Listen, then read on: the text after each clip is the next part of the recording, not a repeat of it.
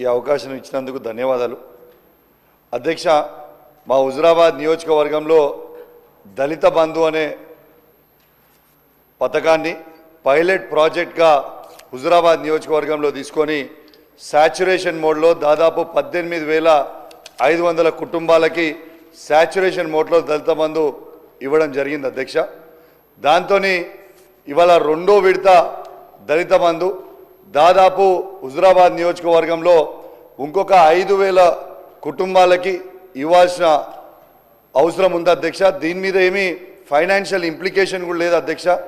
Already డబ్బులన్నీ కూడా ఆ బెనిఫిషరీ అకౌంట్లో ఉన్నాయి, కానీ ఆ అకౌంట్స్ అన్నీ కూడా ఫ్రీజ్ చేసి పెట్టిరు అధ్యక్ష. ప్రతిసారి కూడా గౌరవ జిల్లా మంత్రివర్యులకి అందరికీ కూడా బెనిఫిషరీస్ కూడా ఇవాళ అనేక సార్లు పిటిషన్ కూడా ఇవ్వడం జరిగింది అధ్యక్ష. కానీ అది ఇప్పటిదాకా రిలీజ్ చేస్తలేరు. దయచేసి అది వెంటనే రిలీజ్ చేయాలని కోరుతా ఉన్నాను అధ్యక్ష. అదేవిధంగా మొన్న దళిత కుటుంబాలందరూ కూడా మొన్న నిరసన తెలిపితే దళిత కుటుంబాల మీద దళిత మహిళల మీద కేసులు పెట్టిరు అధ్యక్ష. దయచేసి అవన్నీ కూడా వెంటనే కేసు విత్డ్రా చేసుకొని ఆ డబ్బు రిలీజ్ చేయాలని కోరుతా ఉన్నాను అధ్యక్ష. అదేవిధంగా అధ్యక్ష, గౌరవ మంత్రి ట్రాన్స్పోర్ట్ మినిస్టర్ గారు కూడా ఉన్నారు కాబట్టి నేను తనను కూడా కలిసి రిప్రజెంటేషన్ ఇవ్వడం జరిగింది అధ్యక్ష. కమలాపూర్ మండలంలో మా కేసీఆర్ గారు అన్నాడు 2 కోట్ల రూపాయలతోని అద్భుతమైన బస్టాండ్ కట్టడం జరిగింది అధ్యక్ష. ఆ బస్టాండ్ని ఫినిష్ చేయడానికి ఇంకొక 1 కోటి రూపాయలు అవసరం.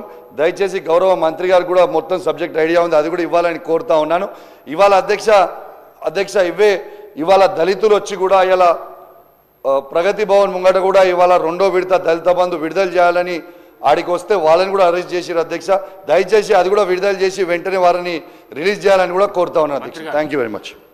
నోట్ చేసుకున్నాం అధ్యక్ష. కమలాపూర్ బస్ స్టాండ్కి సంబంధించి పరిశీలన ఉంది, దాని పురోగతి తెలియజేస్తాను. 0 hour is over. Adjournment motions.